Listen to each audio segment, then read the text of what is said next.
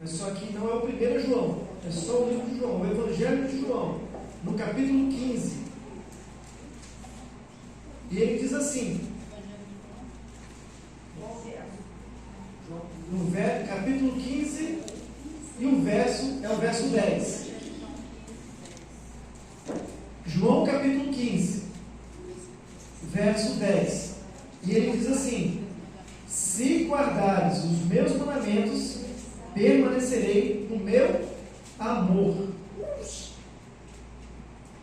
E ele continua: assim como eu também guardo os mandamentos de meu Pai, e no seu amor permaneço. Novamente aqui Deus, ele associa o amor à obediência. Guardar os mandamentos de Deus. Mais uma vez ele faz isso. E eu gostaria agora de ir lá no livro de Salmos, meditar também no livro de Salmos aqui, com esse pensamento, relacionado também a essa associação de amor com os mandamentos de Deus. E lá em Salmos, no capítulo 44, nós vemos aqui o salmista aqui, olha, falando da fidelidade dele com Deus. Salmos capítulo 44. Capítulo 44. Salmos capítulo 44, lá no meio da Bíblia. E ali diz o seguinte, no verso 18.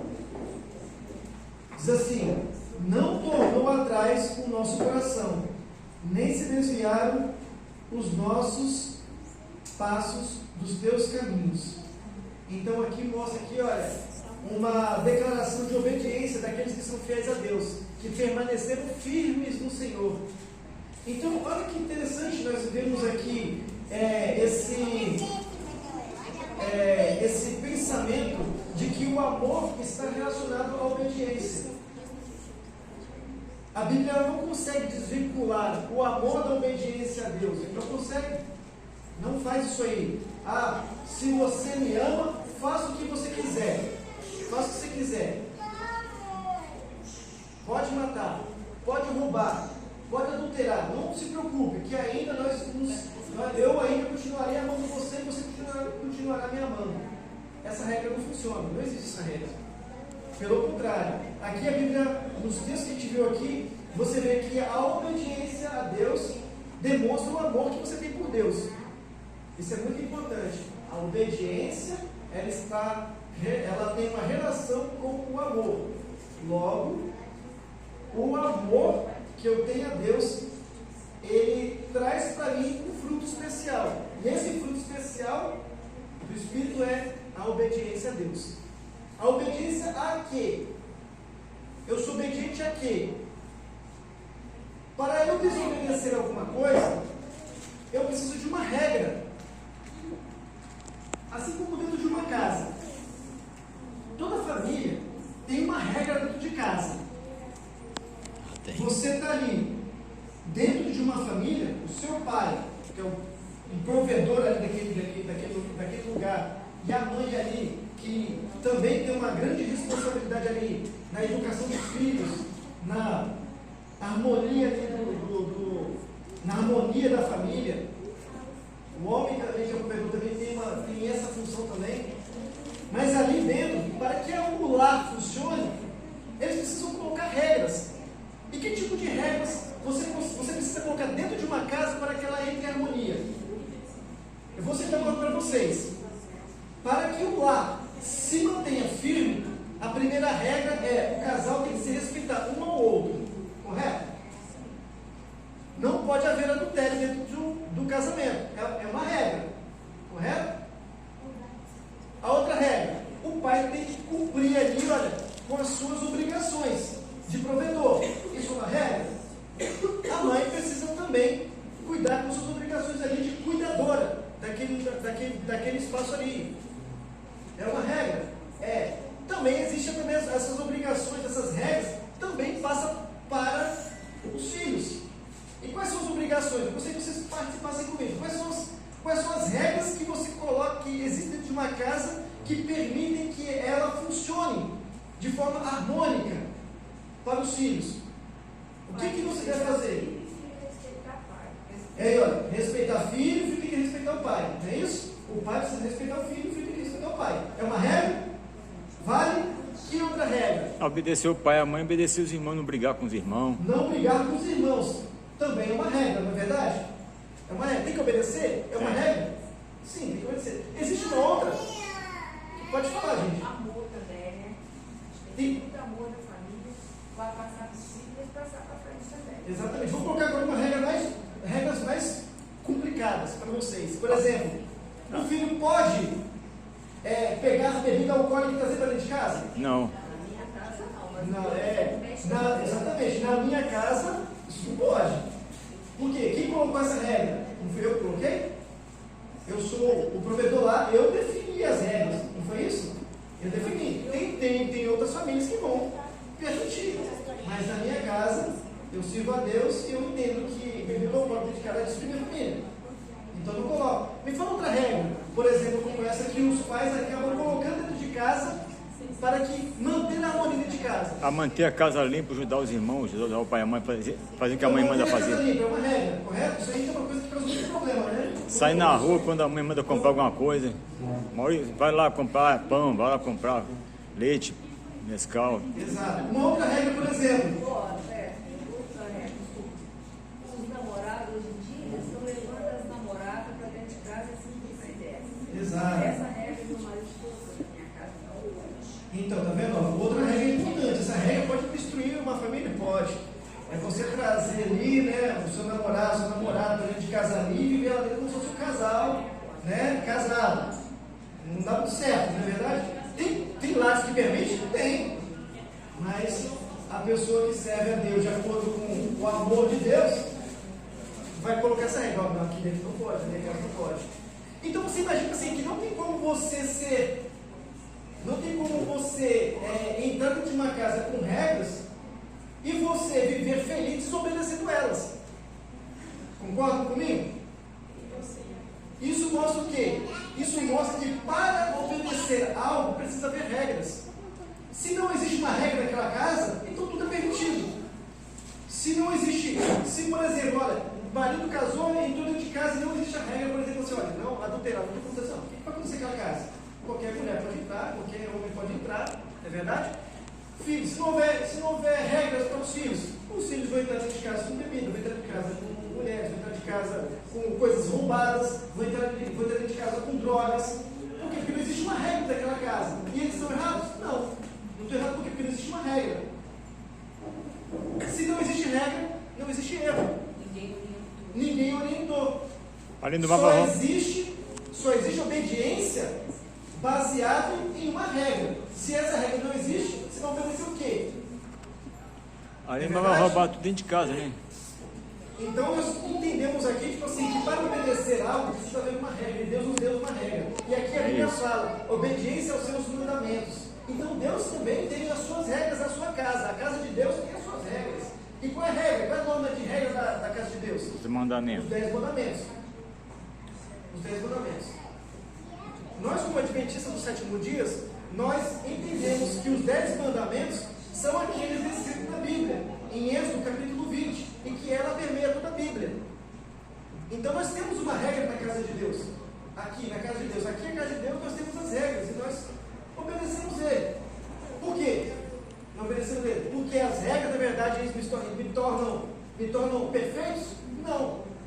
É porque para eu viver em harmonia dentro de uma casa, eu preciso obedecer as regras.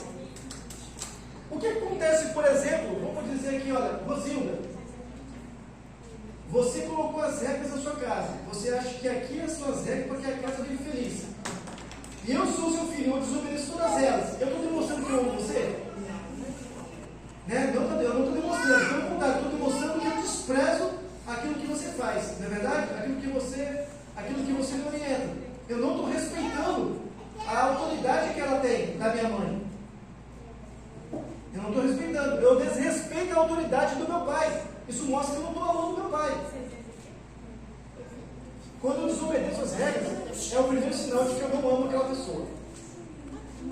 Quando eu desobedeço as regras do meu serviço, significa que eu não tenho respeito pelo meu serviço, do meu trabalho. E você sabe que se você desrespeita as regras do seu trabalho, o que acontece? Você é demitido. Porque o patrão não tem como admitir uma pessoa desobediente. Não é verdade? Significa desrespeito àquela instituição que me contratou. A mesma coisa acontece com a casa, e a mesma coisa acontece com a casa de Deus também. O amor de Deus tem que ser envolvido com a obediência.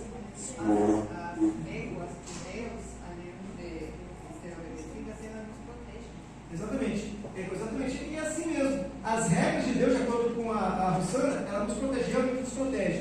Por que o pai e a mãe colocam regras na casa? Porque eles acham que ali, com aquelas regras, os filhos serão protegidos. Por que uma empresa coloca regras numa empresa? Porque ela sabe que aquelas regras vão preservar a empresa do crescimento dela. Por que existem regras da igreja? Porque, como a Rossana falou, ela nos protege. Nos protege de quê? Nos protege da vida, do pecado.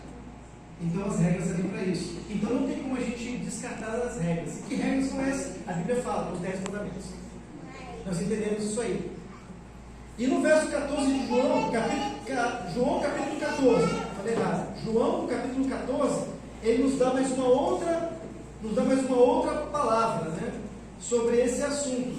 Vamos ver João capítulo 14.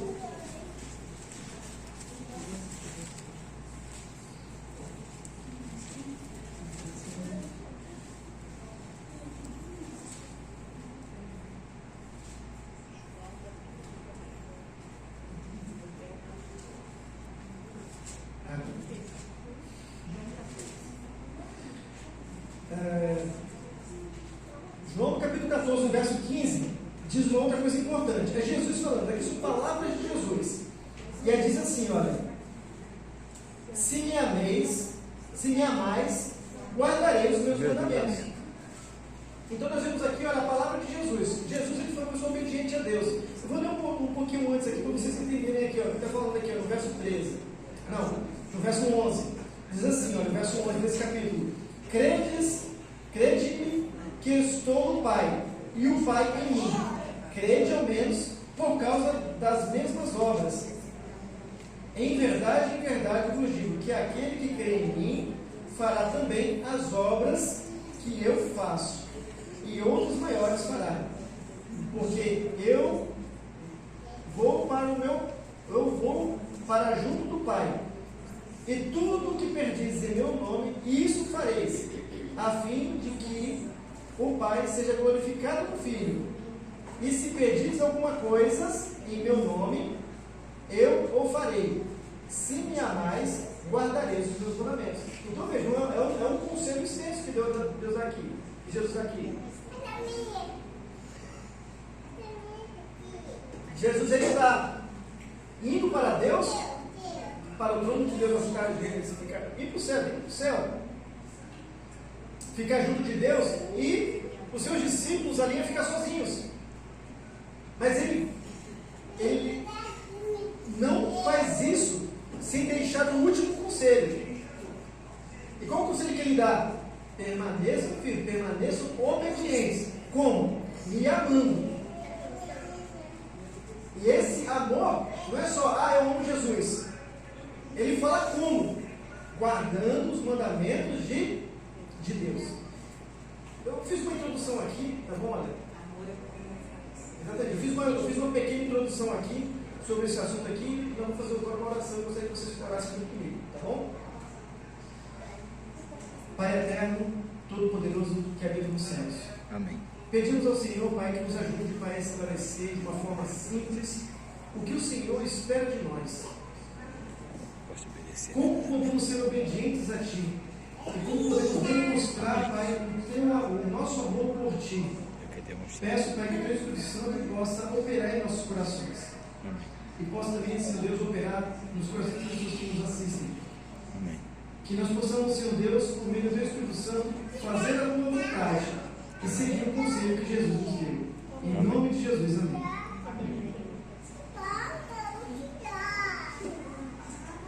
Bom, a introdução foi grande, mas precisava dessa introdução antes de começar. E nós vamos agora nos basear num texto, que é o texto principal dessa manhã, que está em Mateus, no capítulo 5.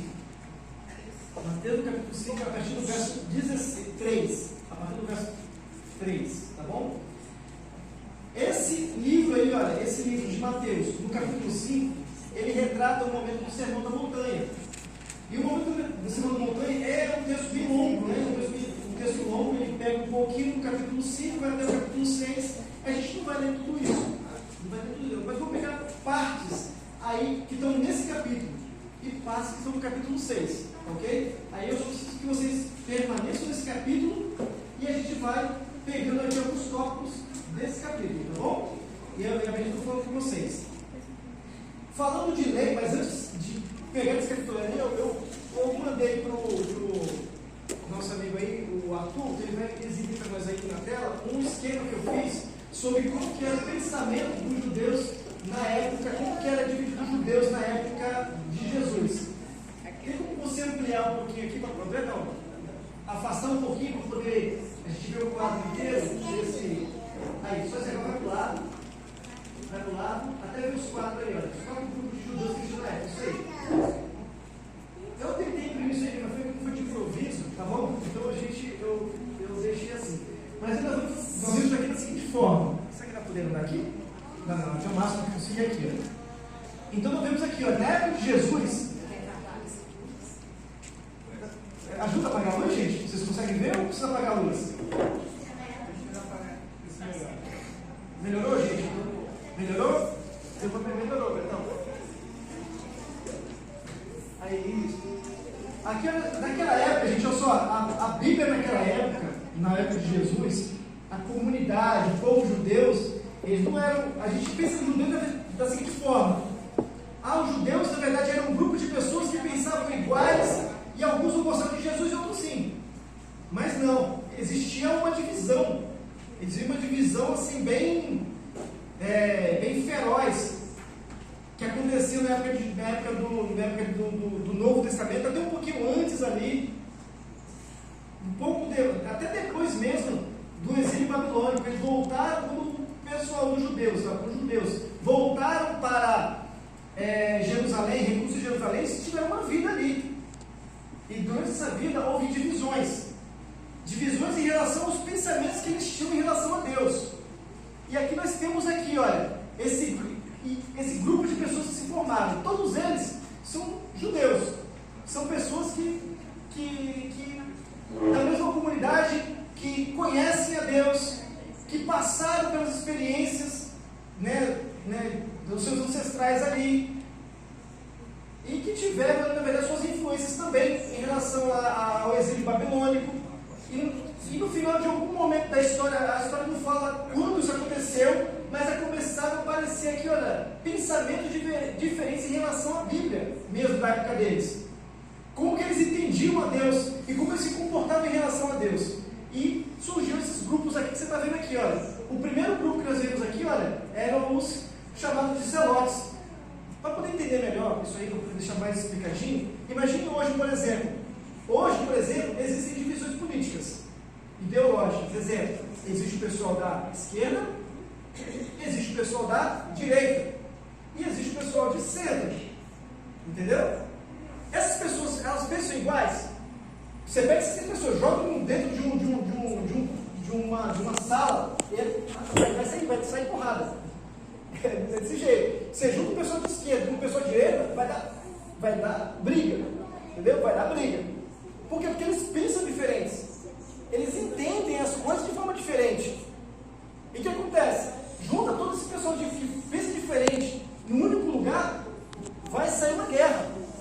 Vai ser uma guerra. Então tem que ter maturidade para poder conversar. Se você tem um pensamento, tem que respeitar o pensamento do outro, e vice-versa. Tem todo um jogo político ali para que você consiga se comunicar bem com o outro. E na época dos judeus isso aconteceu também.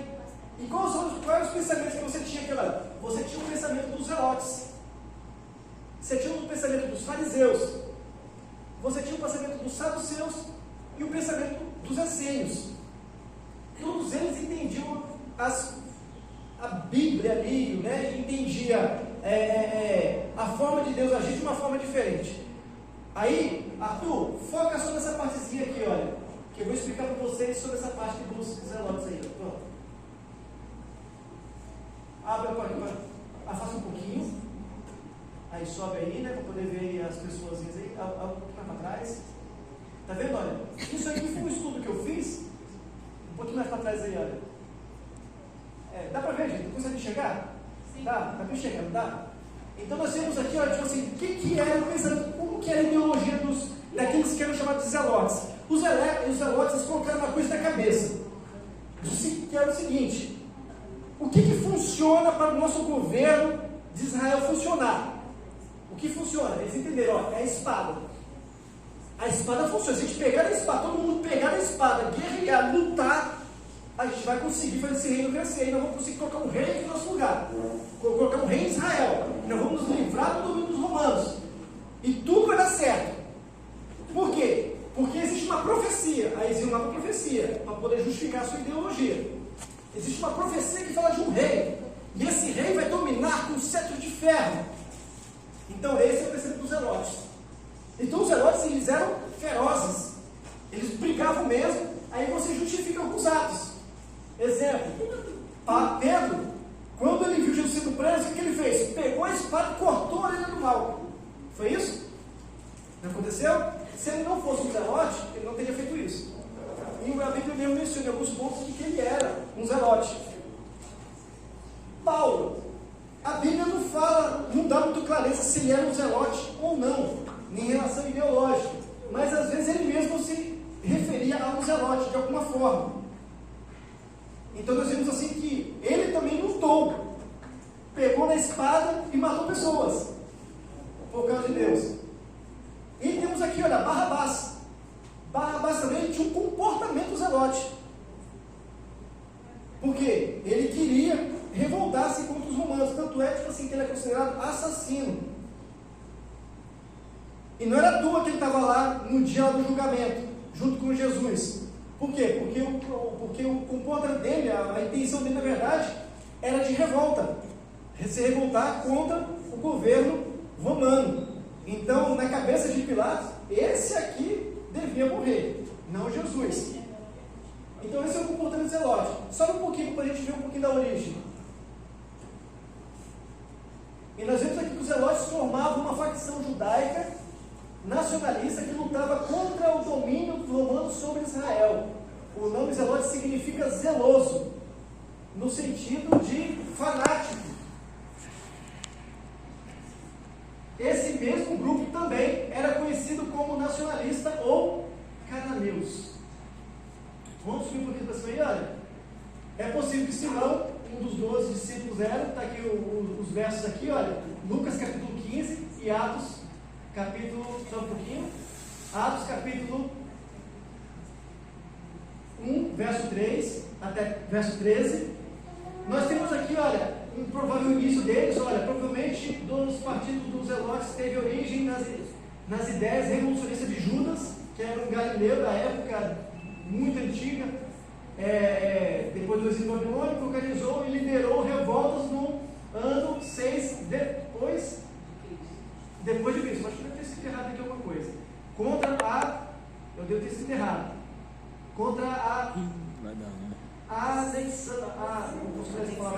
anexação dos judeus como província diretamente submissa a Roma. Então isso aí foi um pouco antes. Vamos voltar agora para o outro grupo.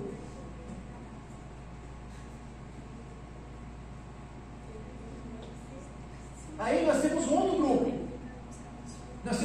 Esse outro grupo aqui, ele era famoso. O que acontece? O grupo zelote, existia, só que ele não era um grupo famoso. Poucas pessoas queriam ser zelotes. Não se dedicavam muito, porque tem que pegar a espada, vou morrer. Então não era muito convidativo, né, ser um zelote naquela época. Mas o fariseu até que dava para ser fariseu. Tanto é que os fariseus, os saduceus eram o partido mais forte dessa ideologia. E nós vemos aqui, olha, que os fariseus, eles tinham uma ideologia. Qual que era a ideologia? Era um livro que eles chamavam de Mishnah, que é uma reescrita do Talmud. E o que é essa Mishnah? Alguém sabe dizer o que é essa Mishnah? A Mishnah é bem assim, olha. Todo mundo sabe o que é a Torá, não sabe? O que é a Torá? É a Bíblia, do Antigo Testamento, né? É a Bíblia, que é os Pentateucos, não é verdade? É aquele livro de Moisés, Êxodo, os primeiros 5 livros da Bíblia, que tem tudo ali. O que é a Mishnah? A Mishnah fez o seguinte: depois do exílio babilônico, o pessoal judeu ficou tão traumatizado com o exílio babilônico, que eles falam o seguinte: gente, temos que rever tudo de novo, o que a gente fez, para não acontecer de novo o que aconteceu com a gente. Vamos rever toda a lei e vamos colocar regras ali, fortes ali, para que o pessoal não se desvie da lei. Aí o que o pessoal fez? Você vai me ensinar. O que ela pegou? Leu toda a Torá e começou a colocar: não pode. A Torá fala que não se pode adorar outros deuses. Então, não, tudo bem, para não adorar outros deuses, a gente não pode fazer isso, não pode fazer aquilo ali, e aí isso vai crescer. Aí cria uma listona do que não fazer para adorar a Deus. Aí, sábado. Na Torá fala sobre sábado.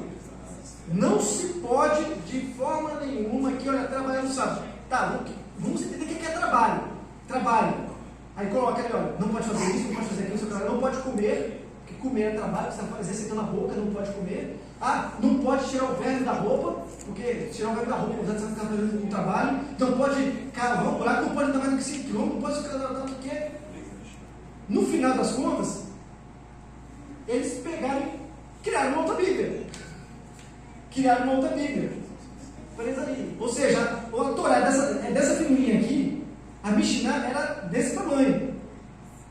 Atualmente ainda Existe, você consegue entender. Porque assim, olha, Mishnah, você vai encontrando era uma Bíblia, dava umas 3 essa aqui, olha. Dava umas 3, é grande, é um livro grande, dessa pessoa assim, sabe? E aí o que acontecia? E eles começaram a chamar esse livro aqui de a tradição oral. Então, por isso, às vezes você chega ali, os judeus ali chegando para Jesus está ali andando no meio da plantação ali de espigas, de milho, né? De repente os discípulos vão lá, segurem um milhozinho, colocam na boca: olha o que vocês estão fazendo, vocês estão quebrando a lei. Eles estão quebrando a lei ou estão quebrando a lei? Entendeu? Então seja, estão quebrando, os judeus, os discípulos daquela hora, eles podiam estar quebrando isso aqui, mas nunca isso aqui, porque na Bíblia não tem isso. A Bíblia não fala sobre isso aí, mas a Mishnah fala. E para a ideologia fariseu, a Mishnah era mais importante do que a Torá. Era mais importante. Toda vez que você vai vendo, toda vez que você vê e procura lá na palavra de Deus, você vai ver. Não é assim? Você pode controlar aqui a câmera aqui? Toda vez que você vê na palavra de Deus algum conflito relacionado à lei de Deus contra Jesus, é o pessoal pegando a Mishnah para poder julgar Jesus. E Jesus fala o seguinte: olha, desculpa, mas eu não aceito a Mishnah como minha regra de fé. Jesus disse assim: olha, eu sigo os profetas, eu sigo os salmos, eu sigo a Torá, eu sigo a lei. Agora a Mishnah, eu não reconheço ela. Então toda vez que Jesus havia esses embates entre os judeus, é os judeus tentando enquadrar Jesus dentro de uma coisa que não era, que Deus não tinha prazer, que era a Mishnah. Deus não pediu para nenhum ser humano reinterpretar a Bíblia de forma nenhuma. Então você vê que esses embates, aí você vinha, tipo assim, qual que era a influência dos fariseus? Você vê que os fariseus eram nas cidades, eles tinham papéis de liderança religiosa e tradição. Então veja só que interessante.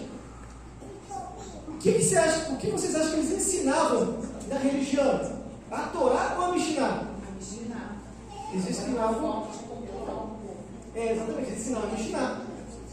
Tinha certas coisas da Torá da Mishnah? Tinha, mas era uma reinterpretação. Era uma reinterpretação dela. Aí aconteceu o quê? Eles dominavam a liderança religiosa ali, ensinavam o que era de errado na religião. E aí, a religião, na verdade, em vez de se aproximar de Deus, se afastou de Deus. Pode baixar um pouquinho. Aqui, nós vemos alguns exemplos de pessoas que eram consideradas fariseus, que pensavam dessa forma. Nós temos aqui, ó, Nicodemos, nós temos Simão. Pode baixar um pouquinho mais aqui.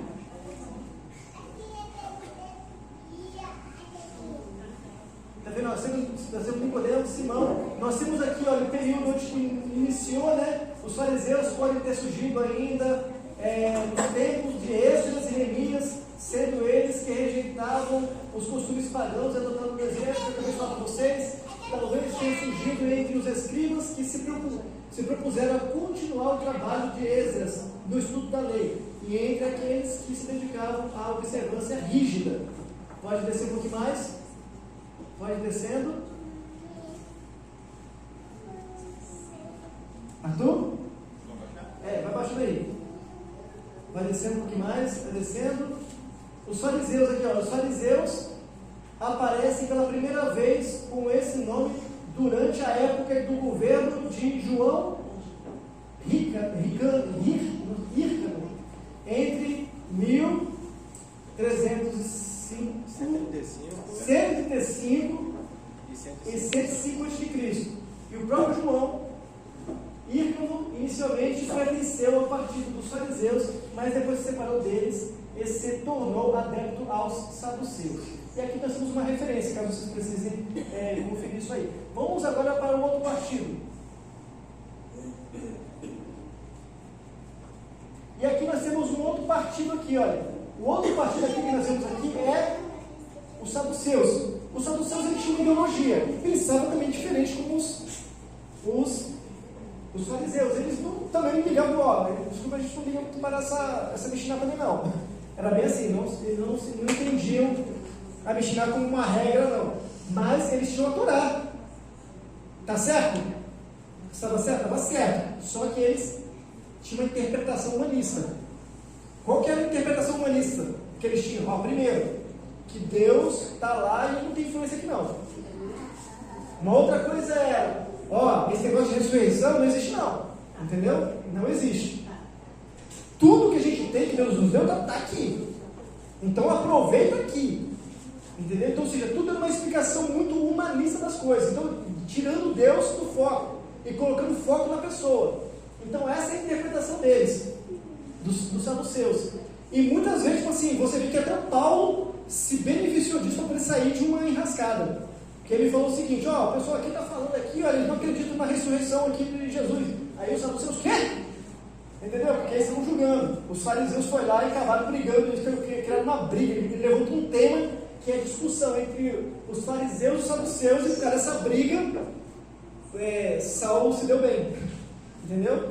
Então você vê que nem mesmo os saduceus e os fariseus se dão bem nas conversas entre eles, por causa desse diferente pensamento. Você vê aqui, olha, o papel deles na cidade era de liderança religiosa também.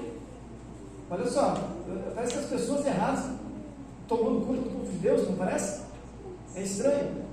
E nobres da sociedade. Nós vemos que lá Caifás e nós vemos também Anás. Pode subir? Pode subir? Aí nós temos aqui algumas descrições, alguns textos que falam deles, né? Temos aqui o Zadok que compartilhou o sumo sacerdote, eu não vou ler isso aqui agora, vou deixar a referência para vocês. Pode subir aqui, olha. Mais para baixo. Doutrina dos saduceus. Aqui tem uma interessante, olha. Doutrina dos saduceus. De forma geral, os saduceus reconheciam apenas o Pentateuco, com as escrituras e a autoridade suprema. Para eles, a lei escrita por Moisés era superior aos escritos dos profetas dos saduceus. Diferente dos fariseus, eles rejeitavam terminantemente as tradições morais. Porém, diz que o centro da doutrina dos saduceus, marcado, era ênfase humanista. Isso, obviamente, afetava a sua visão acerca do próprio Deus e suas obras. É o que eu acabei de falar para vocês. Vamos descer um pouquinho mais. Desce mais. Aqui tem algumas referências e aqui está a referência. Tá bom? Caso vocês precisem conferir isso aí, ali está a referência que deixo com vocês. E agora vamos partir para o último. E esse último aqui é o mais interessante. Esse aqui quase ninguém conhece.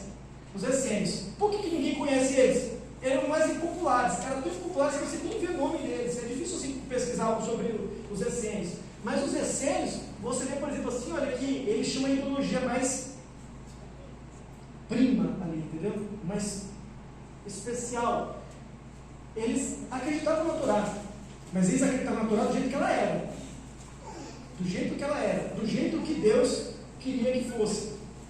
E aí, ou seja, era o povo de Deus, estava ali, nos essênios, era o povo de Deus, mantinha integridade, né? A guarda dos mandamentos, amavam a Deus de acordo com o que Jesus falava. E você vê aqui, olha, que onde você encontrava os essênios? Você encontrava os essênios no deserto, e você vê que você percebe assim, que o lugar de refúgio de Deus é sempre no deserto, né? Você vê que quando a mulher que deu à luz ao Filho de Deus, né, que dominou com o cetro de ferro e foi levado para o céu, ao qual o dragão queria devorar, o primeiro refúgio que Deus escolheu para ela foi aonde? O deserto. Então parece que Deus escolhe o deserto para ser o lugar do refúgio de Deus, para poder guardar os mandamentos de Deus, para poder guardar a lei de Deus. E aqui você vê aqui, olha, a mesma coisa, de Deus tem um povo ali no deserto que guardava os mandamentos dele. É uma forma que Deus escolheu para poder guardar os mandamentos. E você também vê uma parte dos essênios também no meio da comunidade judaica. Você tinha alguns ali, alguns pingados ali no meio da sociedade, que também seguiam as coisas de acordo com o que eles pensavam diferente. Gente, não pode ser isso. A Bíblia está tão clara, a palavra está tão clara, vamos seguir assim. Então, assim que eles pensavam, né? Não mudar nada, não vamos acrescentar nada, vamos seguir o que está aqui. Então é isso que eles faziam. E lá você vê aqui, olha, um homem aqui que é identificado, como essênio, que era João Batista, por exemplo. João Batista tem muito comportamento de essênio. E por que ele chama de comportamento de essênio? Porque a fala de João Batista parecia com fala de essênio. E qual que era a fala de essênio? Primeiro, os essênios, eles acreditavam no batismo. Você não viu os saduceus pregar sobre batismo. Você não via Zelote pregar sobre batismo. Você também não via quem é o outro lá? Saduceus pregar sobre batismo. João pregou sobre batismo. Então, ou seja, existia batismo antes de João. E ele falava sobre isso. Você vê também, tipo assim, arrependimento. Você vê por acaso isso sendo pregado pelos outros? Pode até ser, né? Mas era mais tipo assim, gente, olha, siga direitinho, você aqui, olha, não pode, não precisa se arrepender, entendeu? Mas aqui você vê uma mudança, você vê mudança de comportamento, você vê um tratamento de transformador nos ensinamentos de João Batista. Arrependam-se dos seus pecados, tornem para Deus. Parece coisa dos profetas. Era a restauração, é a busca por restauração das pessoas. Esse aqui, ele não excluía as pessoas como faziam os fariseus. Pelo contrário, ele trazia as pessoas excluídas de volta para o povo de Deus. Então esse era o comportamento dos essênios, é trazer as pessoas de volta para Deus, e não afastar as pessoas como faziam os saduceus e os fariseus, entendeu? Então isso eles faziam, e nem lutar contra as pessoas como faziam os zelotes. E você também vê o mesmo comportamento de Jesus. Jesus fala sobre o batismo, Jesus também fala sobre resgatar as pessoas, trazer as pessoas que eram arrependidas de volta para o povo de Deus. Isso era um comportamento essênio, era um povo pequenininho, mas pessoas que acreditavam em Deus, pessoas que entendiam a palavra de Deus. Você entende também, tipo assim, de que mesmo os fariseus, os saduceus, sabendo, lendo a Torá, conhecendo os profetas e tudo, eles não tinham conhecimento profundo sobre isso. Por quê? Porque no dia em que os judeus, no dia que os reis magos vieram lá da Babilônia para poder pedir informações aonde nasceriam os filhos judeus, alguém tinha a resposta? Ninguém tinha resposta, vocês tiveram que procurar essa resposta. Ora, vocês tiveram que procurar porque eles não sabiam. Então tiveram que pesquisar ali sobre uma resposta até que encontraram. Coisas que o povo lá da Babilônia sabia, o povo judeu estava totalmente ignorante. Então mostra a verdade que mesmo essa Torá estando ali na ideologia dos outros povos, eles não entendiam muito bem, claramente. Essa parte aqui, então, a gente conclui, e agora eu vou voltar para o texto. Mas isso me informa do horário que eu estou. Eu vou concluir então aqui com um texto aqui que nós vamos concluir, que nós vamos terminar aqui agora. Eu falei para vocês aqui sobre o capítulo 5, no verso 13 a 16. No verso 16 ele fala sobre o sermão da montanha. Não vou ler igual para você porque nosso tempo se estendeu. Então você vai entender ali que o versículo 3 até o versículo 16, ele vai discorrer como você faz para ser feliz. E o que você faz para ser feliz, Jesus só fala coisas para pessoas, ele só descreve situações de pessoas que estão vivendo uma infelicidade. Exemplo, para ser feliz, seja perseguido. Para ser feliz, o que mais ele faz? Aceite as injúrias. Para ser feliz, seja pobre. Para ser rico, seja pobre. Então ele inverte os papéis. Aquilo que as outras ideologias aceitavam como sendo felicidade, o que era felicidade? É você ser rico, é você ter uma boa condição de vida, é você ser respeitado. Mas Jesus, quando ele começou a pregar o Sermão da Montanha, ele começou a pregar tudo aquilo ao contrário ao que os fariseus, os saduceus e os zelotes pregavam. Ele dizia: você quer ser feliz? Então seja perseguido. Os zelotes nunca pensariam isso. Você quer ser rico? Seja humilde. Um saduceu e um fariseu nunca falaria isso. Então o ensinamento de Jesus era diferenciado. Então era um pensamento diferenciado daquilo que está falando. E você vai encontrar isso aí. E aí na frente ele fala um pouquinho. Ele compara as pessoas que, sendo dessa forma, você será sal da terra. Você dará sabor às coisas, ao mundo. Se você for desse jeito, seguindo não o pensamento dos zelotes, nem o pensamento dos fariseus, nem o pensamento dos saduceus. Se você seguir esse pensamento, qual o pensamento? O pensamento da palavra de Deus, você será feliz. É isso que ele está dizendo. E aí você vai ser o sal da terra. E logo em seguida ele termina no verso 17, que é o que eu vou cumprir com vocês aqui agora. E ele fala o seguinte: porque vocês viram aqui, olha, que quem é que traduziu a lei? Quem é que reinterpretou a lei? Judeu. Você vê que quem reinterpretou a lei foi os saduceus. Você vê que quem reinterpretou a lei e reinterpretou ela foi os fariseus, que era até um livro oficial sobre isso aí. E depois você vê quem entendeu direito, quem entendeu errado a lei, os zelotes. Mas aqui você vê Jesus falando o seguinte: olha, imagine que você vê Jesus, olha, isso que Jesus está falando diferente dos essênios, está falando diferente dos saduceus, está falando diferente dos fariseus, está falando diferente dos zelotes. E Jesus termina: olha, o que eu vou ensinar para vocês aqui agora é ouro. É isso que você falou: o que eu vou ensinar para vocês aqui é ouro.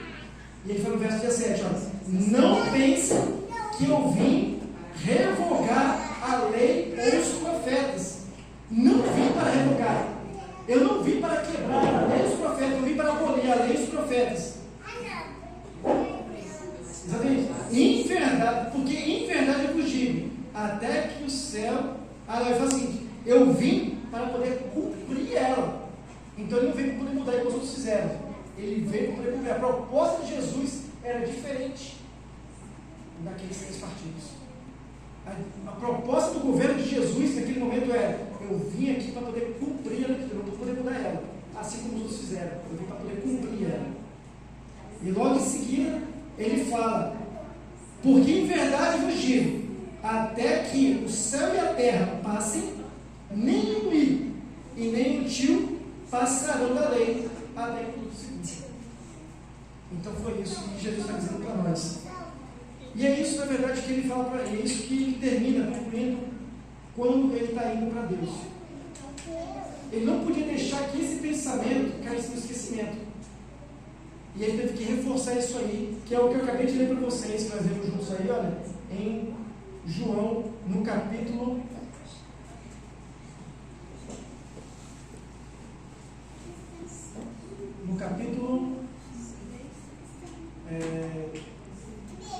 14, versos 15. No capítulo 14, verso 15. E ele continua dizendo assim: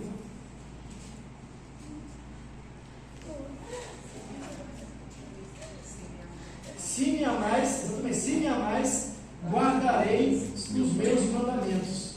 E aí conclui o verso, ou seja, não podemos deixar Ele não podia voltar para Deus sem deixar isso claro para as pessoas. Então, o que Deus nos ensina hoje, pode falar. O incrível é o nosso ciclo ainda pensar que tem pessoas desse grupo do Senhor dentro da comunidade judia. Tem pessoas que no sábado não podem nem acender a luz dentro de casa. Exato. E é agora, nesse século. Exatamente, o que ela falou a verdade. Incrível. Então, nós temos que tomar cuidado para poder a gente não acabar reinterpretando aquilo que Deus já colocou claro, né? Então, ou seja, então Deus não podia deixar os seus discípulos sem esse conselho.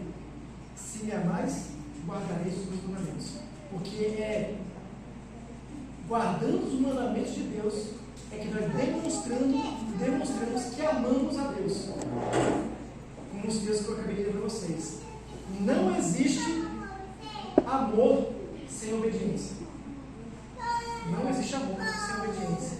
Com esse pensamento, eu vou fazer uma oração para a gente concluir. Santo Deus que está nos céus, muito obrigado, Pai, por esse momento que o Senhor nos deu aqui.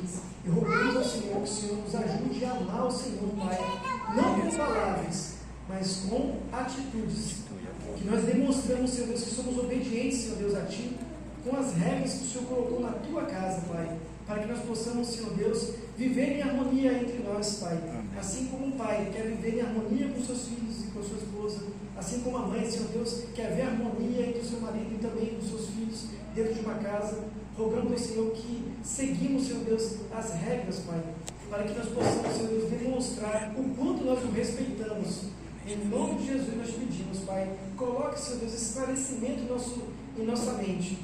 Às vezes muitas pessoas não vão entender isso aí, Pai, mas pedimos ao Senhor que nos dê essa maturidade para entender o que isso significa. O que significa, Senhor Deus, amar de verdade. Porque amar de verdade não é só falar.